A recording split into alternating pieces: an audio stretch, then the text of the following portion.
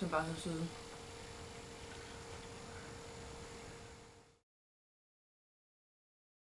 Hvad skal hun gøre? Det er sidste gang, vi sender her i radioen. Yes, jo, vi bliver nødt til lige at tage Tine og Karsten med. Hvordan skal hun gribe det an? Altså, Hvordan kan være Tine sidde med ryggen til? Det plejer hun ikke at gøre. Altså, Det er den mikrofon, som... i stedet for at... Nå, der var bøvl. Og bøvl, ikke? Okay. Finder ud af det sådan 10 sekunder Altså, før, vi skulle sig fra over for dem begge to. Og selvfølgelig er det først og fremmest den mand, hun er forelsket i, at hun skal sige det til. Men hun skal da også sige til svigermor, du kan godt holde dig væk. Hvad skal du komme op? Og så synes jeg også, at det der med at acceptere, at hun... Fordi vi skal filme det her slik, vi har. Ja, med krigsklubben. Yes. Og hvad er der dernede? Der er nogle kloakslam.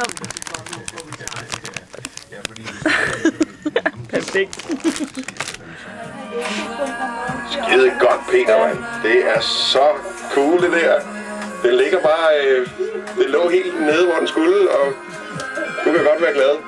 Skal jeg lige prøve at tjene lidt her, Siver? Det må du gerne. Du klarer det.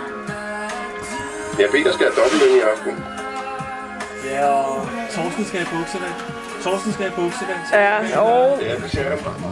Studie 44. Lige om et par minutter er det her sidste sekunder af Tværs i Radiohuset. Ja. Fra næste uge. Så det passer ikke. Fra næste uge er der er ikke noget Tværs i næste uge. Men for om 14 dage, så sender vi fra DR-byen. Så Tværs går altså ikke ud på B3 overhovedet.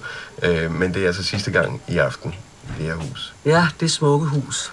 Jeg kommer til at savne det. Ja. Men lyden bliver forhåbentlig lige så god eller bedre derude. Absolut. Og der er også telefonforbindelser. Ja. Der kommer også et andet telefonnummer. Så nu vil jeg sige telefonnummer til Tværs, som du kender det i dag, en aller sidste gang. Du kan nemlig ringe frem til klokken bliver 22 til Tine Bryld, som stadig vil sidde herinde i Radiohuset, til klokken 22 og tage imod opkald og give gode råd med på vejen. Telefonnummeret det er 33 32 66 22. Tine, tak fordi at du kom her til aften. Selv tak. Og du er med igen i næste om 14 dage, som sagt, hvor vi altså sender ude fra DR-byen.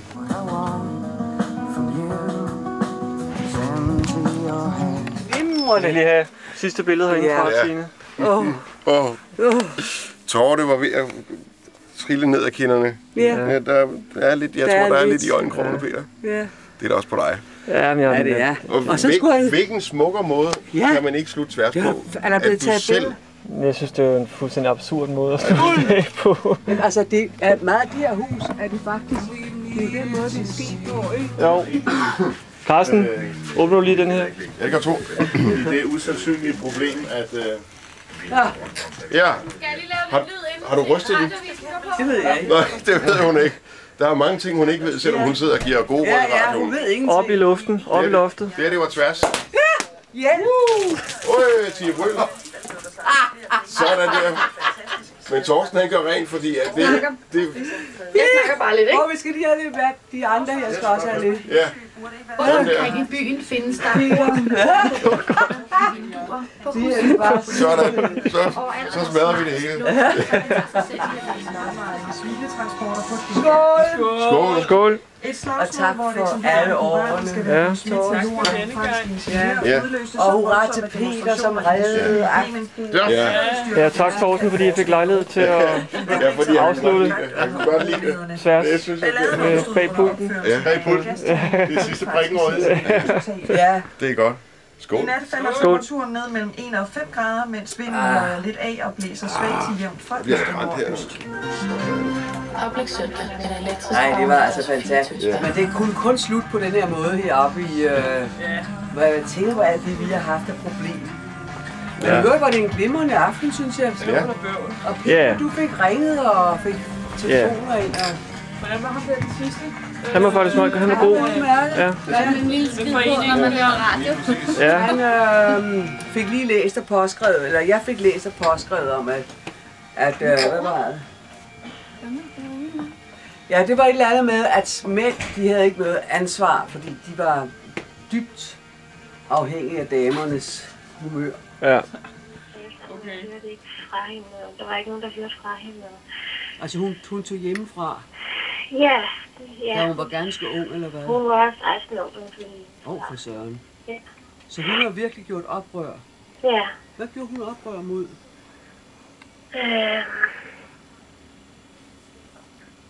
Altså min mor hun kunne godt virke enormt uretfærdig og hård. Og det skal altså ikke være de baner, jeg går. Som din mor er gået? Ja.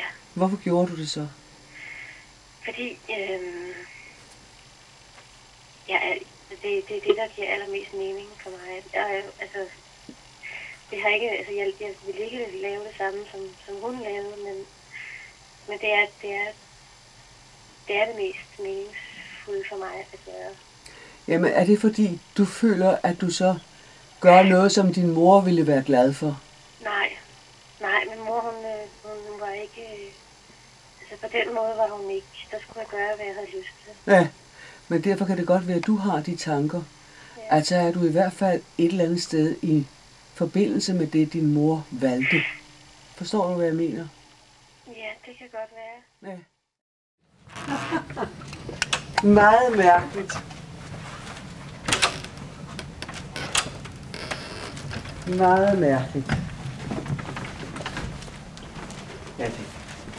Tror du, vi kan se det nogensinde? Ved du hvad, at det der med det ikke virker derude? Det der gear. Ja. Den der boks, er det noget med det at gøre, den nye boks, jeg har fået? Også, Nej, overhovedet ikke. Der er også problemer, Ja. Og det siger de, det er også sådan noget, de ikke kan finde. Ja, men det her, det er radio- og tv-linjer. Nej, gud. Det er det, der skal ud, og det er derfor, de stadigvæk sidder hernede jo. Og faktisk ude i tv-byen. Nå, det er sidste tur. Ja, herre Peter. Hvor mange gange har vi kørt den her vej ned? Ja, du har kørt i 35 år. Ja. Var den her dengang? Det var den. Ja, den her elevator har altid set sådan ud. Ja. Og jeg tror, den er jo efterset. Der står, den er efterset, men jeg ved ikke, om det er rigtigt.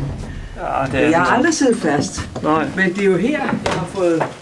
Ja, det eneste, jeg er lykkelig over, det er, at nu kommer jeg forhåbentlig aldrig til at få en væg i hovedet igen. Nej, det er rigtigt. Glemmer du nogensinde den aften, Nej, hvor jeg sad i studie 21? Jeg glemmer det ikke. Mm. Ej, det var så fantastisk. Og så her nu, den sidste gang, vi skal gå ud i den her meget smukke vand. Den kommer jeg til at savne. Ja. Rigtig meget. Men jeg kommer ikke til at savne alt det tomme, der er her. Der er jo ingen liv i huset mere. Det kan man mærke. Og de der lædersofaer, ved du hvad? Jeg tror heller ikke, de har været udskiftet i 100 år. Det minder meget om dem, som der var der allerede, da jeg var... Husk på, jeg kom her som barn i min børnehave og sang og havde med Hanne Hane, som var børnehavelærer og musiklærer. Vi havde børnetime her, så brugte hun også børn til at synge her. Der har jeg været 5 år, så jeg kan huske allerede for den gang. Vi skal også lige skal sige farvel til vores gode vagt her. Ja, det skal vi. Jeg giver dig en anden hånd, fordi jeg... Det er helt i orden. Så må jeg have en god fremtid derude i et nyt sted. Og du har passet på os. Det var så lidt. I så mange år. Ja. Jeg tager lige Tine her i hendes sidste Helt i orden. tur. Jeg må godt tage den der, det plejer du ikke. Jo, som sædvanligt. Ja, det er som sædvanligt. Så er du velkommen. Og der er kun Jyllandsposten tilbage. Det er det. Jamen, det er fint. Ja. Mm. Nå. Held og lykke i hvert fald. Godt. Hej hej.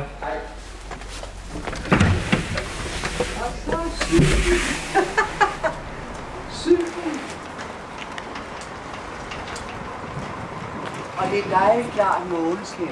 Ja. Og heldigvis er det ved at være forår. Ja.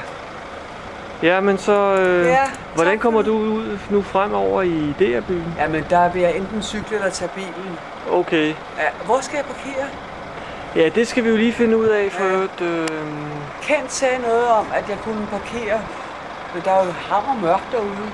Jamen, der er jo sådan en grusparkering omme bagved der. Ja, det kan være, ved du hvad, det kan være, at første gang jeg skal derud, at jeg kan køre med dig ud, så kommer jeg meget tidligt. Det kan du så gøre. Så kan jeg køre røven på dig. Ingen problemer, eller jeg kan også komme og hente dig jo. Nej, det er så meget. Jamen, det må vi lige finde ud af. Ja, Vi taler sidder om det.